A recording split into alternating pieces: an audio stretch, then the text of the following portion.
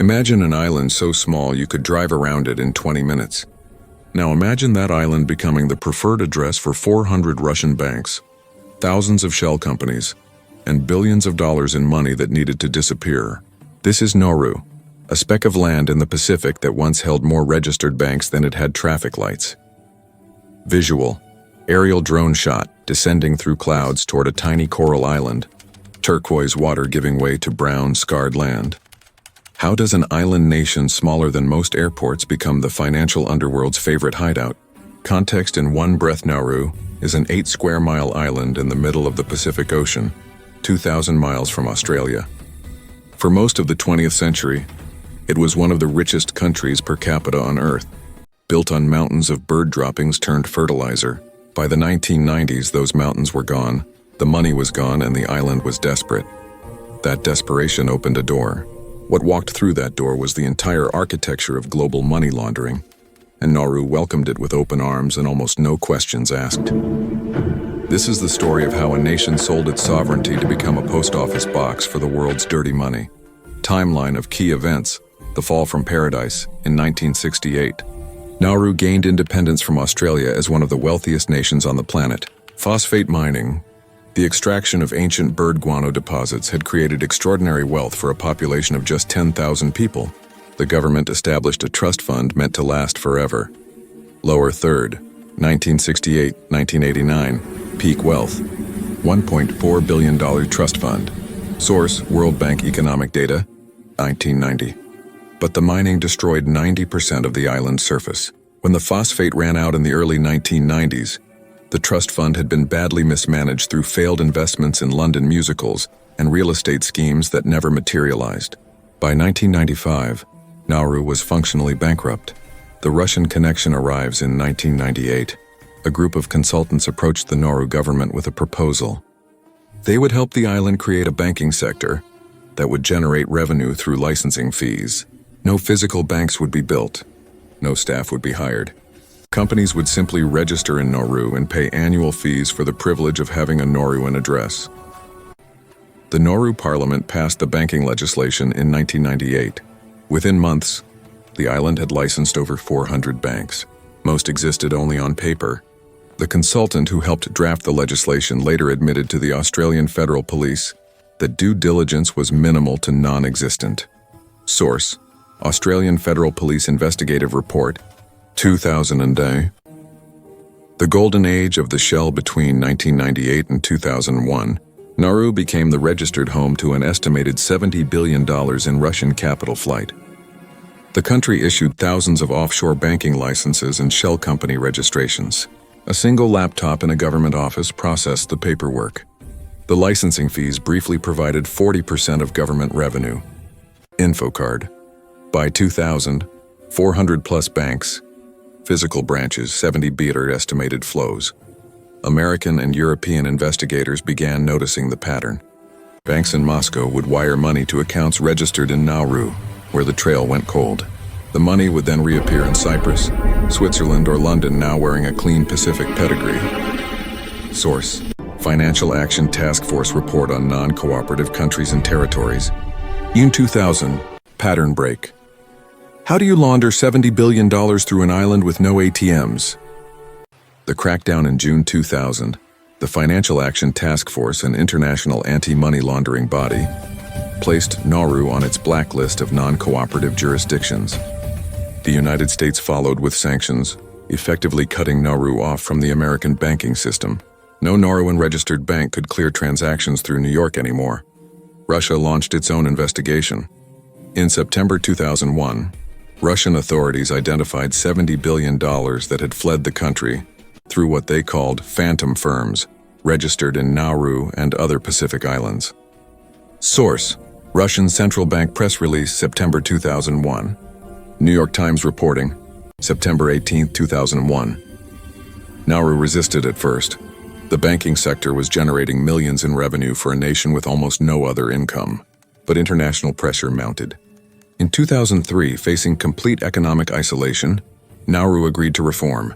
The government revoked virtually all offshore banking licenses. The boom was over. The passport phase, but Nauru found another product to sell: citizenship. starting in the early 2000s, the government began selling passports for fees ranging from $25,000 to $50,000. The passport came with visa-free travel to much of Europe and the British Commonwealth. Due diligence was, once again, almost non-existent. Lower third, 2003-2014 Citizenship for Sale Program. Source, Pacific Islands Forum Investigation, 2015. Al-Qaeda operatives were later found to have obtained Nauruan passports. Source, U.S. State Department, Patterns of Global Terrorism Report. Carithru after intense international pressure. Nauru officially ended the citizenship program in 2014, though allegations of unofficial sales continued for years after. Evidence and verification. The core evidence comes from multiple overlapping sources. The Financial Action Task Force documented Nauru's banking licenses in detail in its 2000 and 2001 reports, which are publicly available. Document FATF Annual Reports June 2000 and June 2001. These reports identified Nauru as having more licensed banks than any jurisdiction its size in history, with almost no regulatory oversight. Russian central bank data, released in 2001, trace specific flows of capital through Nauruan registered entities. Source, Russian Central Bank, September 2001. These figures were corroborated by reporting in the Financial Times and New York Times, which interviewed Russian prosecutors working the cases. Australian Federal Police conducted a multi-year investigation into the consultants who helped establish Nauru's offshore sector. Court documents from subsequent prosecutions detail how the licensing system worked. Document Australian Federal Court Case Files, 2003-2005. Transcripts show that applicants for banking licenses were rarely interviewed, and corporate documents were often incomplete or fabricated. The U.S. State Department's annual terrorism reports from 2003 through 2005 confirmed that Nauruan travel documents had been recovered from individuals with suspected terrorist ties. Source, U.S. State Department, Patterns of Global Terrorism, 2003-2005. The Nauru government has never disputed these findings publicly. Conflicting views and gaps. Nauru's government has consistently maintained that it was a victim rather than a willing participant. In statements to the Pacific Islands Forum, Nauruan officials argued that foreign consultants misled them about international standards and that the country lacked the expertise to properly regulate offshore finance. Source, Nauru Government Submission to Pacific Islands Forum 2004. Some economists have argued that Nauru had limited options. With no natural resources left and few viable industries, selling regulatory sovereignty was one of the only ways to generate revenue. This perspective suggests the international community failed to provide alternatives before condemning Nauru's choices. There are significant gaps in the public record. Exactly who owned the shell companies registered in Nauru remains largely unknown. Most of the banking licenses were granted through intermediaries, and the ultimate beneficiaries were hidden behind layers of nominee directors. Many of the original documents were never digitized and may have been destroyed. Sidebar. Nominee director, a person who appears on paper as a company's director but has no real control. The scale of money laundering is also disputed. The $70 billion figure comes from Russian estimates, but independent verification is impossible because most transactions were deliberately obscured. Some researchers suggest the real figure could be lower or much higher. Human impact. The people of Nauru paid the highest price. The brief windfall from offshore banking created a bubble economy that collapsed almost as quickly as it began. When international sanctions hit, government services imploded, schools closed. The hospital ran out of basic medicines. Public sector workers went unpaid for months. The environmental devastation from phosphate mining had already made much of the island uninhabitable. The financial scandals destroyed Nauru's international reputation, making it even harder to attract legitimate investment or aid. Unemployment soared above 90%. By 2010, Nauru ranked among the poorest nations in the Pacific, with rates of diabetes and unemployment among the highest in the world. For the victims of the money laundering itself, the impact rippled outward. Russian citizens saw their savings disappear through Nauruan registered banks. Tax revenues that should have funded schools and hospitals evaporated into offshore accounts. The same infrastructure that moved dirty money also facilitated arms. deals, human trafficking, and sanctions evasion. Though the full scale of these activities may never be known, expert lens, why it matters, think of sovereignty like owning a house. You can decide who comes in, what rules apply inside, and how things are run. But what if you're so desperate that you rent out rooms to anyone who pays? No background checks, no questions. Eventually, your house isn't really yours anymore. That's what happened to Nauru. The island sold its most valuable asset, which wasn't phosphate or land, but the power to say this is legitimate in the eyes of international law. A bank registered in Nauru could claim to be a real institution, operating under real regulations even though both were fictions. This matters because the global financial system runs on trust. When one small jurisdiction decides to sell that trust, it creates a hole in the entire system. Money launderers, tax evaders, and criminal networks poured through that hole for years. The cleanup is still ongoing decades later. Pattern break. Every dollar laundered through Nauru was a dollar that should have been taxed, regulated, or stopped. The Nauru case also revealed how easy it is to exploit developing nations desperate for revenue. International organizations identified the problem but offered little help beyond sanctions. The same pattern has repeated in other small island nations, from Vanuatu to Dominica, each time with similar outcomes. Mini recap.